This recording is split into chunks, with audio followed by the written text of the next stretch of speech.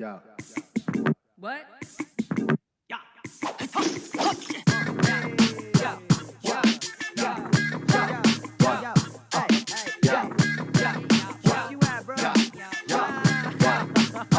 Yeah, the whole crew styling when we step out of the car. Bouncers lift the rope and the crowd goes off. 20 shots to the table, we don't even hit the bar. Want to welcome back our audience here at the Inspicio Arts collaboration with the Florida International University Ratcliffe Art and Design Incubator. We took a short hiatus, Ray Elman, but we're back. So Ray, why don't we start with Sebastian Junger?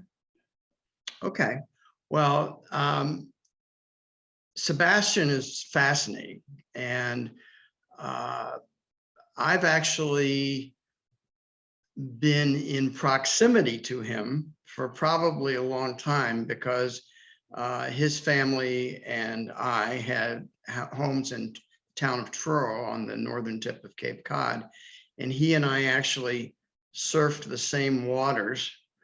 He as a teenager, me as a older person. Sebastian was a kind of an outdoor journalist. He would, write stories for magazines and whatnot. But the first book that he wrote was The Perfect Storm. And what I haven't looked up, I think it's possible he coined the term The Perfect Storm, which of course now is part of our language. And what that book showed was what a great writer he is, because he could do a whole chapter on what it feels like to drown. And you would think, and it's very technical, very medical, and you would think that that would be boring, but it's riveting. And I always say that he's kind of like when Norman Mailer wrote The Naked and the Dead when he was in his 20s. It's a book that set him up for life, because Perfect Storm became a bestseller, and then it became a huge movie with George Clooney. And financially he was set for life, but he kept on moving. And one of the things, he's written a number of books about people being at the edge of danger. So, for example, he wrote a book about forest fires. And when he wrote it, it wasn't as big a topic as it is now. I mean, now it seems like it's an overwhelming topic, but he wrote about what it was like to be there on the front lines with the firefighters, and firefighters that died because they got overwhelmed by the fire and things like that.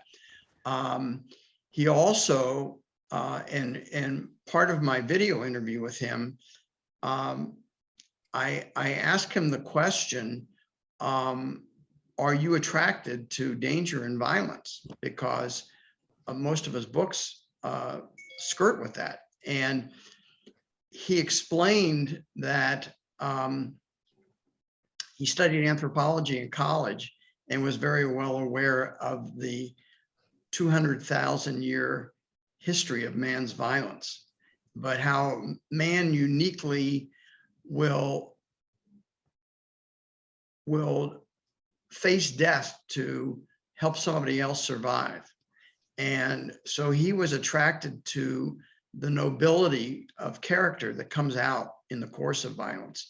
So he went to cover the war in Sarajevo in 1993, I think. News, is that when he covered that war in Sarajevo? I'm not sure of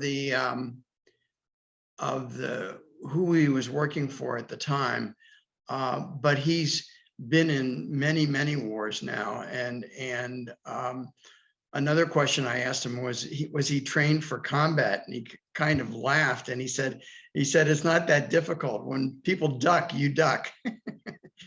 And but he made a film about being in an outpost in Afghanistan in a remote valley that's called Restrepo, which was the name of the outpost. They named it after one of their fellow soldiers that died. And he made it with a guy named Tim Hetherington. who later was killed in war in the Middle East. And the film was nominated for an Academy Award, and basically Sebastian's in that film, and you see him interviewing people in these dugout protected areas that are being shelled. And his latest book, which I interviewed him for at the Miami Book Fair last fall, was called Freedom. And it was about getting together with a few guys that he knew from his war experiences, and basically hiking alongside railroad tracks for 500 miles.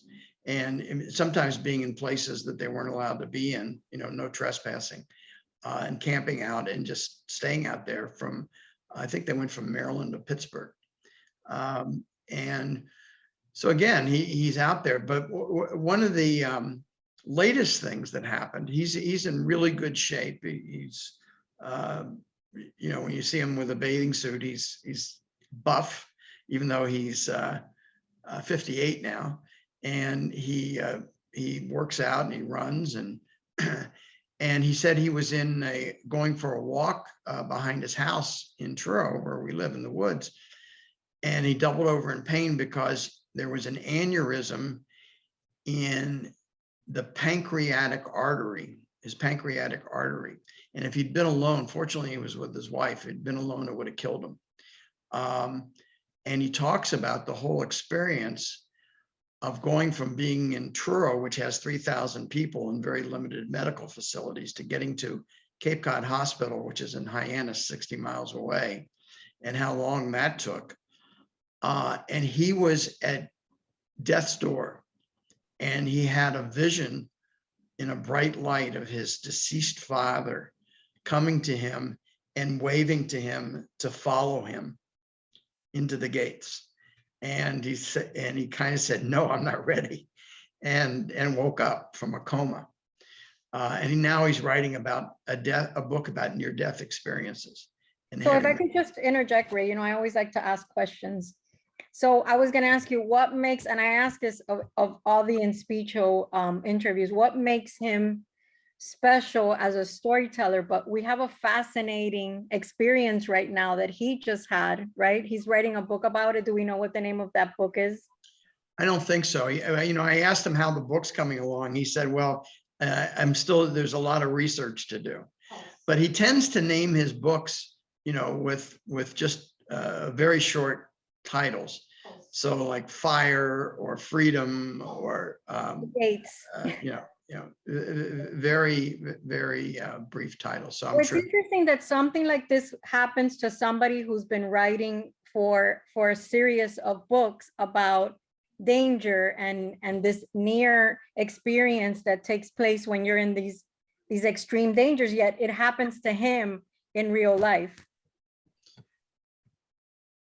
Well, first of all, he's putting himself in harm's way, and there's a lot of writers and particularly journalists that I know that put themselves in harm's way because that's what their job is. And so one of my dear friends is Morton Dean. He's in his 80s now. He was a correspondent for CBS News for a long time when Mike Wallace was there and Walter Cronkite was there. He worked with all those guys.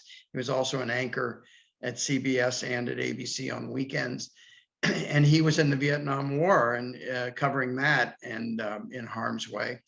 And years ago, I did an interview for a print publication that I had started called Provincetown Arts with Mort and a guy named Palmer Williams, who was the executive producer of 60 Minutes.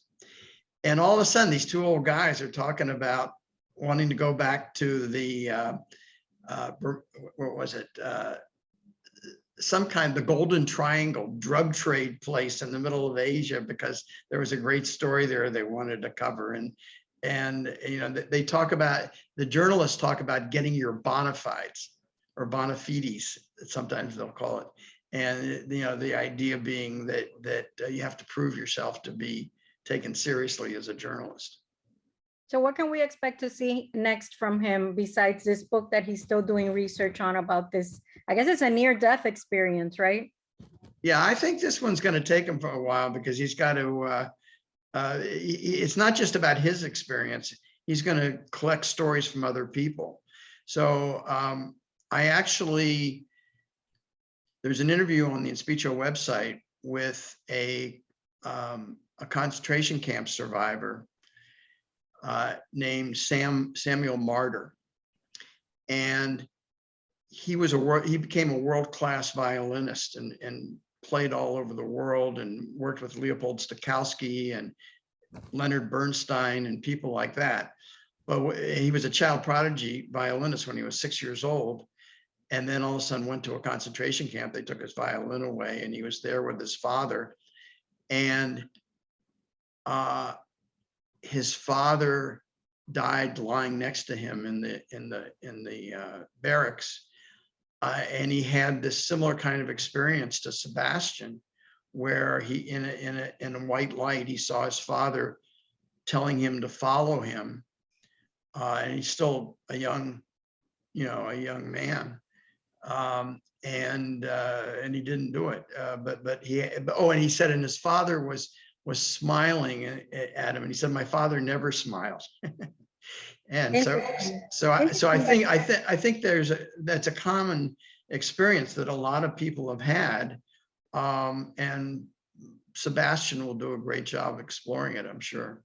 It's interesting because what he says he saw, if you read books and stories on people that have had these near-death experiences, they all follow the same pattern. It's always a family member that comes to tell you it's time and all this, things. But he said it's one of the accounts you just mentioned says the father never smiled. So I'm assuming this could also be a trick of the mind, of the subconscious that kind of plays into it, right?